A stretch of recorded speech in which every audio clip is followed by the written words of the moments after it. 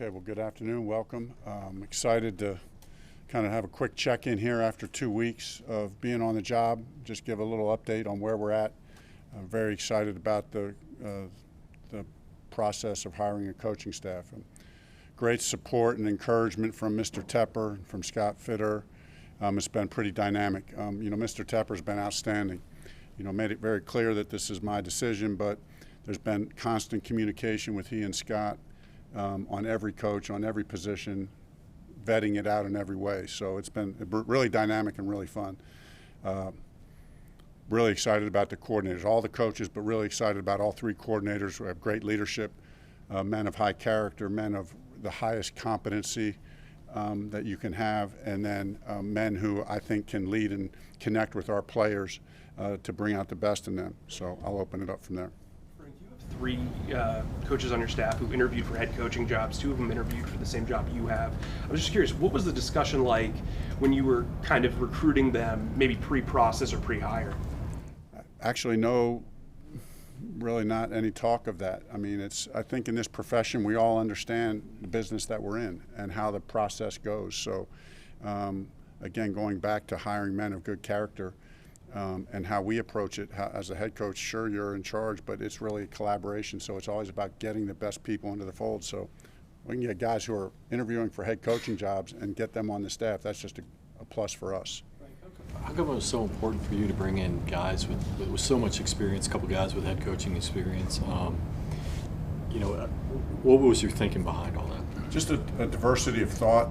Guys that have, with that kind of experience, have been in a bunch of different systems. They've been through the wars. They've been through the ups and downs. They've learned how to solve problems. They've learned how to work with players of all types, work through issues. It's a long season. Guys who know how to collaborate together, work through issues as a staff, as a team. Strong conviction, but no egos. I think experience brings that. And sometimes I think that's a little undervalued. Sometimes I think it gets a little undervalued, but really happy to have great experience on the staff. Experience, you also have fresher faces on the staff as well. Was it important for you to have that juxtaposition among your staff? Yeah, absolutely. Kind of tried to do that on every front, in every way. I think it's important. I think it builds the right chemistry. I think it helps us all grow. None of us have it figured out. We all have weaknesses. We all have strengths. So, if you get the right character in the room, and then you get that diversity of thought and approach, but with the mindset of working together, I just think we elevate each other, and because really at the end of the day, the whole point is about the players. So. And the player group, it's a diverse player group. So you get that on your coaching staff, it allows us to serve the players even better, help them in every way we can, set them up to win, because that's what it's all about. Frank, we've heard David Tepper say before that there's no salary cap on coaches. How beneficial, and I think you alluded to at your press conference that he was behind you on that regard, how beneficial was that financial backing as you, like especially in Jero's case where Minnesota was, but really across the board? Yeah, and to Mr. Tepper's credit, he never flinched on that statement. It's just not, that doesn't, he's been around the block a few times in a few ways. That doesn't mean it's open checkbook. That just means we're willing to do what it takes to get the right coaches and put the right team together. So, it was a good checks and balance, but he backed up what he said. I can tell you that, and we were able to compete against other teams who were vying for similar candidates. Where we came out on top because of that backing. Frank, during your introduction, David Tepper said that one of the things that stood you out from the others was your detailed list of potential coaching candidates and how you went like 3-4 deep or whatever. How close to that list did you come? It was pretty close. I mean, the interviews were all pretty close. There were a few new names. As when I got here, talking to guys in the building here, talking to Scott and some other guys in the building, have suggestions, talking to other coaches. So again, you have to shut it off somewhere because you get a lot of names. But Yeah, I mean, it served as a good framework to start. What do you see in Josh as your quarterback's coach? And do you see a little similarities between yourself when you were starting as a coach and him, given your playing backgrounds? I think there is similarities in that. I think Josh has probably, played a few more years longer, 17 years, a long time. But what I like about with Josh is he was in not completely, but significantly different offenses than I was in. So his exposure to offensive football, even though we have very similar careers in some ways, he was exposed to a lot of different styles of offenses that I wasn't, or as a player. So although we might have a similar philosophy and approach to how to get the best out of a quarterback, the actual what he'll bring to the table systematically as far as our scheme and how we teach and approach with the quarterback, I think is going to be a great benefit. Kind of touched on it there and a little bit elsewhere. How important is it to you to not have a bunch of yes men on your staff, but that diversity of thought to tell you, I don't think this is the right way? 100%, and everybody knows that right away. I mean, if there's one thing that I would despise as a head coach, it would be that. Now, we all respect one another, and I certainly expect them to respect me. I will respect them, but when we get in that staff room, when we start talking about scheme or players, we want to hear conviction.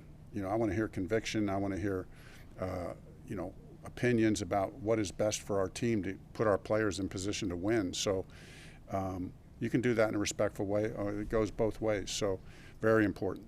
I wanted to ask you about Dom Capers and sort of that full circle moment you're having with him. But also you mentioned that at your first press conference, I think, that you were going to decide whether you're going to call plays after you hired the offensive coordinator. So are you going to call plays? So first, in respect to Dom, I mean, wow, this is pretty cool, right? And I think I mentioned at my first press conference, I'm not overly sentimental, but that is kind of special to me. But let me just say this, anybody who knows Dom Capers knows that this is not a sentimental hire. This is not a sentimental hire, not even close. This guy is still vibrant with football, passion and experience and knowledge. He and Ajero have an unbelievable relationship and trust. So that's just going to benefit our team. I went into the process of, thinking about calling plays, not calling plays. There is going to be some point that I'm going to pass it off. I know that's going to be hard, and I've been laughing. I've laughed with Thomas about that already. I said, I'm going to pass it off at some point. I don't know when, but, and I think there will be a time and a place, and I think it'll become apparent when that is. But, I think the right thing for me to do for our team and for our offense right now is for me to continue to kind of use my experience there, but draw on. I'll lean heavy on Thomas. I can already tell. It's been a couple days, and I've already leaned on him hard on a couple things. I had a long meeting with him this morning, and I felt wisdom, conviction, strength. So that relationship is going to be really good. To follow up on that, when Thomas was interviewing, you guys haven't worked together before, but he is a former player. You've hired a lot of former players on offense. Why is it important to have those former player voices, and what stood out about Thomas in that interview? It has to be the right former player, and I did want a mix of some former players and guys who just have been lifetime coaches, because I think there's pros and cons to both. But, hey, the players that we're looking for, I'm not looking for guys to kind of come in and tell their stories all the time. Hey, when I played, here's how we did it. I'm looking for guys who come in and talk about the players that we have. Let's talk about the players we have. Our careers are over, right? But I want to use your experience. We want to use your experience as a player to connect, have credibility. And, there are some things you learn as a player that I think it's hard to learn any other way. So I think that it goes back to the diversity question. We got that diversity in there as well. I think it's a good mix. Frank, in terms of, there's a lot of people saying that you have put together one of the best coaching staffs, maybe in the NFL right now. How much of the team's success is related to the coaching staff, and how much is related to the players? It's funny you asked that question. I have a couple good friends in the coaching business, and we like to throw numbers on this, right? We like to throw numbers on this, and because we as coaches know this is a player's game. So I have typically always said that this game is 80 to 90% about the players. It's 80 to 90% about the players, 10 to 20% of it is coaching. But when you consider the number of games and the percentage of games that are won by one score, 10 or 20% is a very significant difference. So if you can compete and quote unquote out-coach your opponent, by 10 or 20%, and you win 10 or 20% more games, that's 3 games a year maybe, right? So that's a huge difference. But at the end of the day, it's a player's game. And so what we as a coaching staff, what I'll say to our coaching staff, I don't know if it's 10% or 20%, but we got to get 100% of our 10%, or we got to get 100% of our 20, every ounce of energy that we have to get whatever it is that we contribute, we got to get it. Defensively, are you committed to a 3-4 then scheme? Yeah, Ajero's been 3-4. It'll be a base 3-4 scheme, but when we get in sub, it's really multiple. You know, it's really multiple. There's 4 down, 3 down, 5 down. It'll all depend on how Ajero and the defensive staff want to put our player, you know, take advantage of our players' strengths. We'll be very multiple, but in our base defense, we'll be 3-4. Who does that Caldwell benefit? specifically, what has been your experience with him, and what does he bring that you felt was important to have you? Jim was a huge hire, you know, just a wealth of experience. Obviously, Tony Dungy and Jim Caldwell were the first kind of coaches who hired me, gave me my start. And so I worked for Jim, so I saw firsthand his brilliance in offensive as a mind. He's an elite leader. He's got great wisdom, so he's a very experienced and successful person in everything he does. So I'll lean on him as a former head coach, as a former offensive kind of quote-unquote guru in a lot of ways. I already have. I mean, it's been a short time and already have.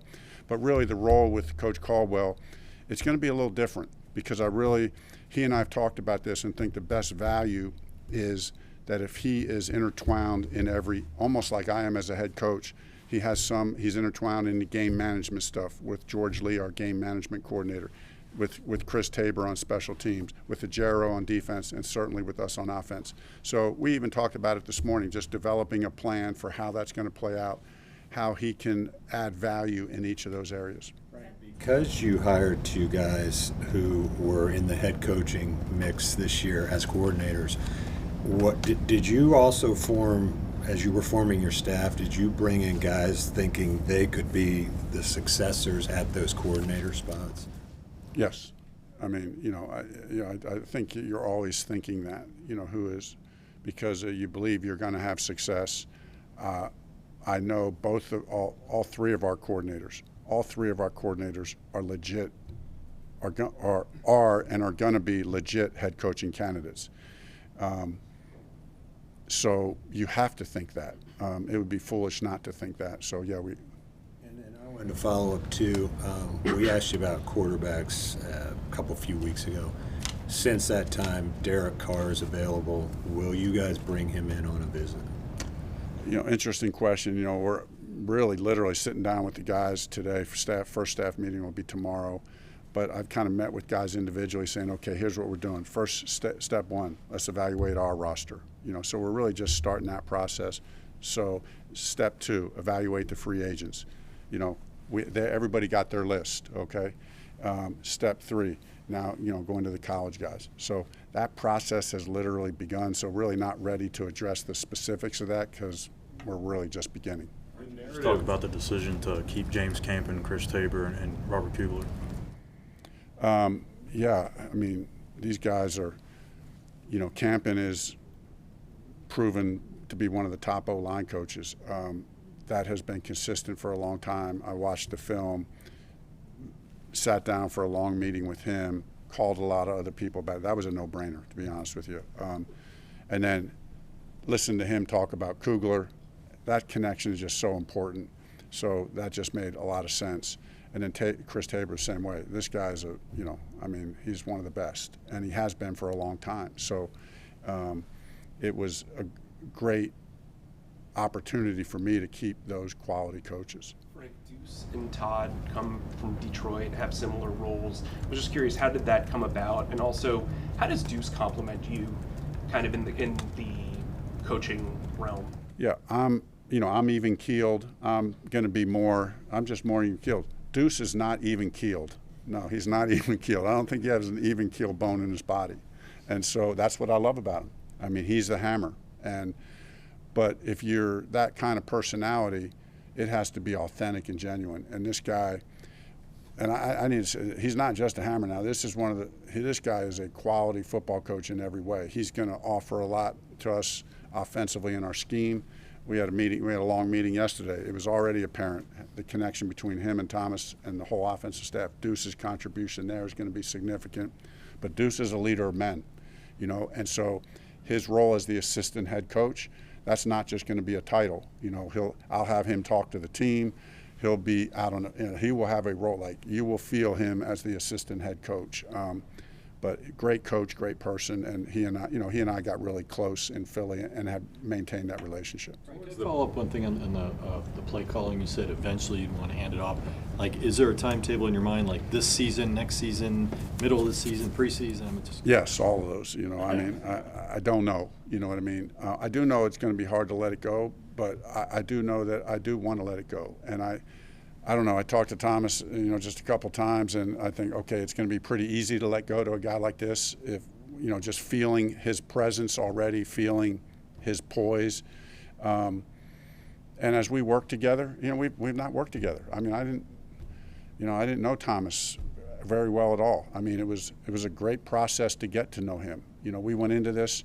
I mean, it was kind of crazy that normally you go in and you just, like we were alluding to earlier, you got a small search of guys that you know or at least know a friend of a friend. Thomas was not in that category. You know, I every year try to broaden the search at every position. I try, okay, who are the guys I know? Who's outside that circle? And Thomas was outside that circle. But the more I looked into it, it was like, wow, everywhere I checked, he's impressive. Then you get him on a Zoom, it's even more on the phone. Get him on a Zoom, it's even more impressive. Get him in person, it's even more impressive. So I think that's how it's supposed to work. You know, take your time, don't rush, hire the best coach. At the end of the day, all I'm looking to do at every position is I'm going to broaden the search, but I'm only going to, Mr. Tepper is giving me one assignment, get the best coaches to help these players win. I read in Darren's article that you reached out to Bill Polian about reaching out to Steve Caldwell, and he said, just call him. How did that conversation go when you called Steve Caldwell about this opportunity? Yeah, I mean, it was great because we're close and because we maintained a friendship. You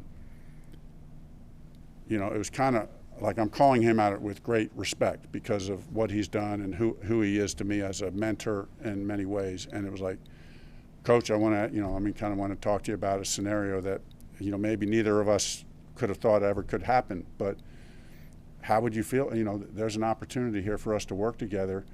I'm not sure if that would interest you, but you know, then I expressed to him how much I would value that, what role I could see him playing, how he could help me, how he could help our team.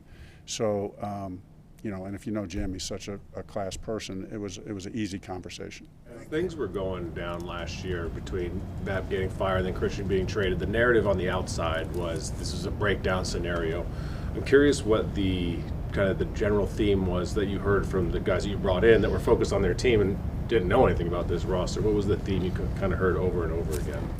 You know, I think when you come in, everybody's just kind of coming in with a fresh start. You know, hey, let's just wipe the slate clean. You don't want to ignore what you're walking into or the context of that. But I think really our mindset has been what I've heard, what I feel is what's done is done. Let's just hit the reset button, get the best people together, and let's create something special. And we do that by getting the right people, having the right processes, demand excellence in everything that we do. Just demand excellence in everything that we do. That will create a consistency that will produce the results that we want.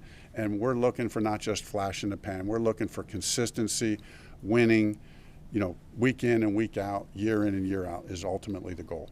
Frank, as far as those guys who were outside of your circle, as you said, Thomas, maybe Ajero, how much of a voice did Dave have in suggesting those guys? He was involved in everything. He's been involved in everything from day one. Have you thought about this guy? Or even if it's been a guy, what I've loved about how Mr. Tepper has approached it, whether it was a guy who he might have mentioned or if it was a guy he didn't mention, he's doing his own vetting. You know, he's doing his own vetting, and then we're talking about it, and so is Scott. So when I tell you it was dynamic and when there were many conversations, like it was a lot. It was a lot. It was on the phone multiple times a day, and every day talking about every position and every hire. Follow up on the earlier question about quarterbacks, Frank. To evaluate your current quarterbacks under contract doesn't take very long because you don't have many. So And I know one of them. Right. So, as you, I mean, just speaking, I know you don't want to speak specifically about Derek Carr or something, but in a big picture sense, I mean, do you have to dip into free agency and the draft, do you think, ultimately? You know, I think we're going to sit down here. In fact, I talked with a couple of guys. In fact, last night, you know, Josh McCown came into my office late, and we were sitting in my office for 2 hours, you know, late, talking about quarterbacks, quarterback play. Just he and I, you know, it's just talking ball, you know what I mean? Talking about our vision for the quarterback position, how, you know. So we're just at the beginning of that process, you know, and I'm going to respect that process and don't want to jump to any conclusions. And, you know, because it's not going to be just Josh and I. I mean, obviously Scott, as he composes the roster and as he and I get together for the vision about how we're going to build the roster, you know, that's going to be multiple layers. So we just have to take our time in that process. Frank, in terms of, from a personal standpoint, because your familiarity with Charlotte and, you know, your family and everything else being here already, did it make the transition to being a head coach much easier and smoother than maybe going to Indianapolis for a first time when you weren't as familiar with Indianapolis as it was here? Were you able to do things maybe quicker or faster because your familiarity with Charlotte? Obviously, yeah, there were advantages because of the familiarity with Charlotte, but it was more about the experience as a head coach. You know, so having been a head coach for, you know, this would be going into my 6th year, and having done it in Indy and having started in Indy, it just, there's nothing easy about it. It's hard work, but like it felt more natural. It felt more natural. It doesn't feel as overwhelming as the first time it did. You know, when you go in and you just got out of the Super Bowl and then you're going in and you're thrown into the fire. I just feel, you know, and it was kind of a blessing to have the last half of the year off, you know, so feel refreshed, feel energized, feel clear-minded, clear vision. It just seemed more natural, and easy is not the right word, but probably more natural. We'll do a couple more. We'll do Mike, and then we'll do Deshaun, and then we'll do Will. Frank, you mentioned having a game management coach. I think tight ends coach is the only position coach you guys haven't announced yet. Is there any update on that? Probably close to announcing that. You know, probably 24, 48 hours away from announcing that. So. You just shared the difference this time around, even in terms of coaching or finding your staff, I should say. What's an example of something you might have done differently this time around in searching for your staff, given your experience? Wow, that's a great question. You know, I just think in the process of, you know, Mr. Tepper's involvement was, you know, not intrusive, but was strong in the right way. And so, you know, that's been a pretty cool experience. You know, was able to also, one other thing that was different was, you know, in interviewing some of the coaches, it wasn't just me. There were times I was able to put a coach that I was interviewing in front of other people of the staff, you know, which you like to do when you can. So I wasn't able to do that the first time around as much. This time I was able to do that a little bit. So that would be 2 examples that I can think of. When you and your coaches are breaking down this roster, is there anything that jumps out that you weren't expecting, good, bad, indifferent?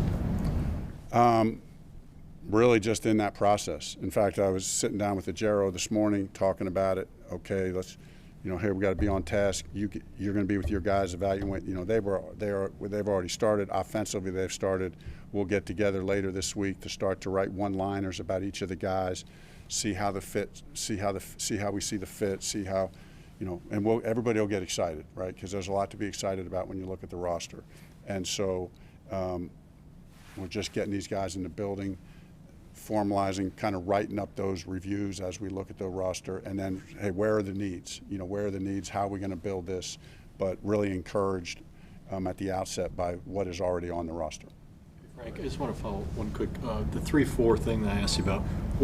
Why was it you decided to go to that, and who does it benefit on this defensive side of the ball, Burns or other guys? So the reason we decided to go with it because of Ajero. I was hiring the man, not the scheme. I was hiring the man. I was hiring the leader. That's what I was hiring. It wasn't as much about the scheme. He could coach any scheme he wanted. He's going to be good at it.